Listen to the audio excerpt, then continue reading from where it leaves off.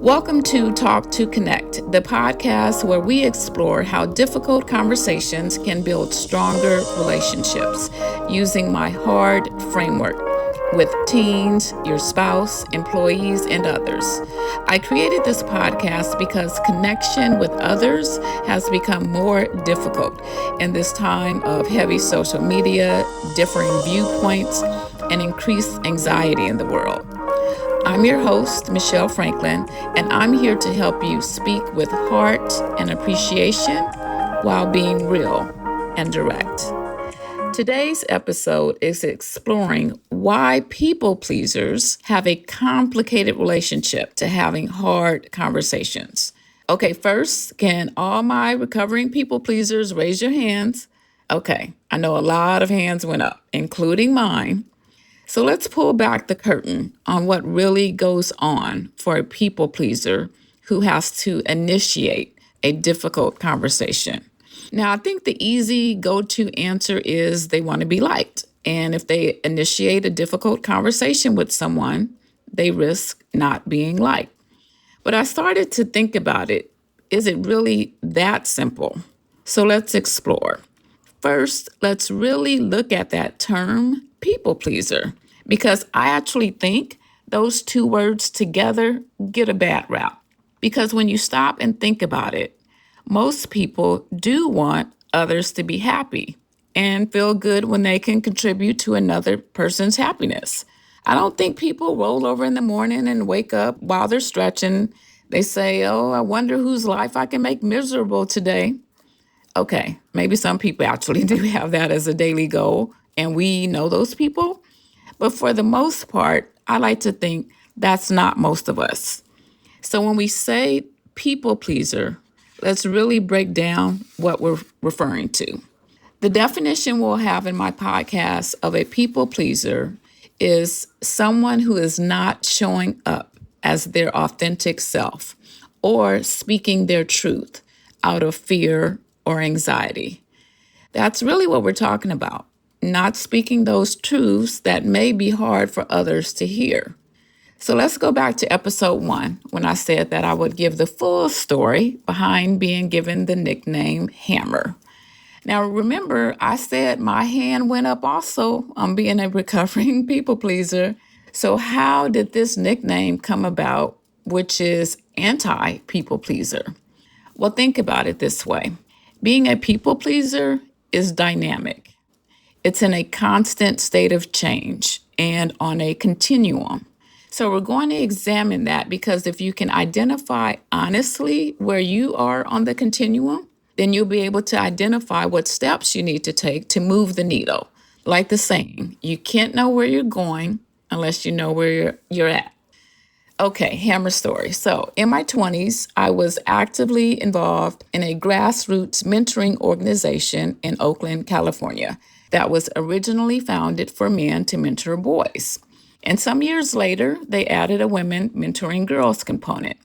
And at the time of that expansion, obviously, it was still a male-run organization. And I was part of the first couple of cohorts of women to be part of the organization and kind of quickly worked my way up to be part of the advisory council, which was 8 men and 2 women, including myself. And everyone had, well, we'll say, very strong opinions. Now, given everyone having strong opinions and the ratio being 8-2, I felt I had to turn mine up a notch to be heard, respected, taken seriously. And boy, did I ever turn it up a notch to where one of the men gave me the nickname Hammer. Shout out to Paris. And Hammer, oh, I was so proud. I mean, if 4 imprint existed then, I probably would have had Hammer put on t-shirts and mugs. I'm serious. Until one day, I was at an event hosted by that organization. And I was speaking to an elder, and she says to me, I heard a nickname for you. And I was like, oh, yes, my nickname is Hammer. And I said it so proud, like I just knew she was going to be just as proud of me as I was of myself, okay? And I knew that she would understand because I'm part of a predominantly male organization. So I was just waiting for a you go, girl. Nope, that never came up. Just the opposite. So she got really serious with this kind of curious look. And she said to me, "And that's okay with you?" Now, at this point, I'm starting to pick up on the fact that, yeah, she probably won't be going to wear any of the shirts from 4imprint. So I said, "Well, yeah," like I knew that was the wrong answer, but it was the only answer I had. Then she says, "But it sounds like you're leaving a trail of bodies behind you." Okay, that stung. But she didn't actually say it in a way like passing judgment or trying to shame me. It was more matter of fact and informing me, like she was just laying information to me that I clearly did not know. Then she says, "So why do you think you do that?" Now, at this point, I have to be honest, I just wanted the conversation to end because now I'm having all kinds of identity crisis issues because I was so proud of that nickname for so long. So I said, "Well, I do it so I can be heard and respected by the men in the organization." Now I'm thinking, surely she'll now understand and agree with my rationale and will probably, purchase a t-shirt. Nope. She just gave me another look like, "Sis, come on. You think that's why?" So later, I did some soul searching. And by later, I mean, I don't know, 5, 10 years later. And in my reflection of that time, I realized that I was tremendously insecure. So I overcompensated to combat a term that actually would come out years later called imposter syndrome. Now, remember the definition I gave to you earlier of people pleaser: not showing up as your authentic self and speaking your truth out of fear or anxiety. So, with this hammer situation, because now it's a situation and not just another nickname, I clearly was not showing up as my authentic self. If I felt that I had to put on a facade to be accepted, and how often do we really do that in life? So, recognizing people pleaser is on a continuum. And I recall I said, you can't know where you're going unless you know where you're at. So for me, I started reflecting on what got me to this place in my life, dealing with people in such a way that will lead to hammer as a nickname. It actually kind of breaks my heart when I think about it, the damage that I did. So I can trace back, I guess you would call it my origin story, of people pleasing to two specific childhood situations. Now, as I'm sharing, I invite my fellow people pleasers out there to start reflecting on your own origin story, because that can unlock what steps you need to take to move on from it. So the first clear instance that I recall was third or fourth grade. And I was hyper vigilant in trying to keep the peace in my house. Everyone was so stressed and there would be arguments. And at that age, I internalized a lot of it, and it made me pretty anxious as a kid. So I was always looking for ways to keep everybody happy, because if they were happy, then they weren't arguing. This was also that era of children are to be seen and not heard. So growing up as an only child, I think further reinforced not using my voice, because I didn't have siblings my age to engage in conversation. And it's not like adults in the house who have their own challenges and issues and stressors, plus working. We're going to sit down and have a full on conversation with the kid, right? So having to internalize playing the peacemaker at a young age, I believe, started my people pleaser journey. And I believe it got solidified in the fifth grade when the class was given a fun math quiz and the teacher wanted to make it a race to see who could finish first. And I did. And I raised my hand quickly, just so happy. And the meanest girl in the class, who sat directly across from me, gave me this look. And it was the kind of look like, "I'm going to meet you after school" type look, and not so we could walk together to the ice cream truck, right? And I got scared. only child, no big brother or big sister at home. So the teacher proceeds to give us yet another fun math quiz. And by this point, I'm clearly not having fun. So this time, while doing the quiz, I glanced across at the mean girl's paper to see when she was going to finish. So I slowed down so she could finish first because we actually were the two smartest kids in the class. Needless to say, there was no after school meeting, but that situation showed me that it wasn't okay to be my authentic self, that it wasn't okay to speak my truth, and that I need to be like a chameleon and change based on the situation versus being grounded and rooted in my values and principles. So, fast forward to Hammer.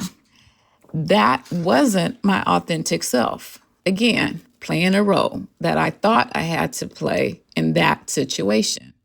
And I said people pleasing is a continuum. So I swung way to the right on that continuum, thinking that I was fitting in, gaining respect and admiration, all those feelings that most people want to feel, but I was trying to experience those feelings in an unhealthy and dysfunctional way. And the irony of being a chameleon to fit in, like the situation with the mean girl and math quiz, I'm trying to create harmony externally in the outside world, while at the same time creating turmoil internally because I'm not being my authentic self. And such is the life of a people pleaser, right? Not being our authentic selves. And if you're not being your true authentic self, then you can't speak your truth and fully engage in or initiate difficult conversations. And I believe that's really at the core for a people pleaser. Not that they're running to trying to be liked, but that they are running from their authentic self. Because to embrace and walk in your authentic self requires looking at that insecure, low self esteem side of us that exists in absolutely everyone. And self deception allows us to keep from making changes. So, as we identify the real core issue of people pleasers, not showing up as our authentic self, for many of us, that facade from junior high, high school, college, it didn't just go away because we got older. It just got more clever in disguise. And let's be honest, in this world of who has the luxury car, big home, exotic vacations, doesn't really lend itself to showing up as who we are and not having to impress others. So, as an adult, we have a responsibility to put in intentional and deliberate work to chip away at that facade, to reveal our true, authentic self. But that doesn't happen without work. It just doesn't. There's too much going on in the world, climbing the corporate ladder, competition with peers for job security, anxiety, stress, that our personal growth isn't the forefront of our mind. Or for many of us, think it's even something we have to do because, well, I'm grown. I have a house or college degree. You think you made it, right? And I've mentioned before some of the ways that individual growth happens through personal development programs, therapy, self-help books, for some meditation, for others having a faith life, and also hearing honest feedback from others on how they experience us. That's what that elder did for me 30 plus years ago. And it sent me on a personal growth journey that I'm still on today, just a different spot on the continuum. Now, I referenced in the last two episodes about knowing whose feedback about you to listen to and using discernment to know when to let it go in one ear and out the other. So, how do you know? Well, you can ask yourself some questions. First, does it feel like this person truly has my best interests at heart? Am I getting a jealous kind of vibe from them? And lastly, Does this person seem to just always have something negative to say about everybody? And we know these people. It's like if they actually say a compliment, you're shocked, right? So if you want to decrease the people pleaser's influence in your life, you'll need to increase your intentional work in revealing your true self. And yeah, it's going to be scary. I'm not here to say it'll be easy because it won't. It absolutely will not be, but it'll be worth it. It'll be risky, and you'll have people who think they can take advantage of you and will try. But I'm here to honestly say the rewards for showing up as your real, authentic self far outweigh the risk. For my personal recovering people pleaser, I know I'm walking in a growth opportunity as I take a risk in just doing this podcast, actually. Because in this time of social media, it's so easy for people to be bullies. So I know that insecure side of me can't get too caught up in positive things people say or too caught up in negative that people say. And I told myself that a real friend of mine will accept me with all my faults, and I don't have to play perfect for them. And I also told myself, Michelle, if you don't have at least one person hating on you, then you're probably not doing much, right? So you show up. So when you look in the mirror, you can see someone you're proud of, who speaks truth and is a model to others to do the same. Thank you for listening to Talk to Connect. If this episode resonated with you, be sure to follow or subscribe to my podcast and share it with others. A new episode will drop every other Tuesday. And if you have a question you'd like me to answer on a future episode, then you can email me at michelle@letstalktoconnect.com. That's Michelle, spelled Michell.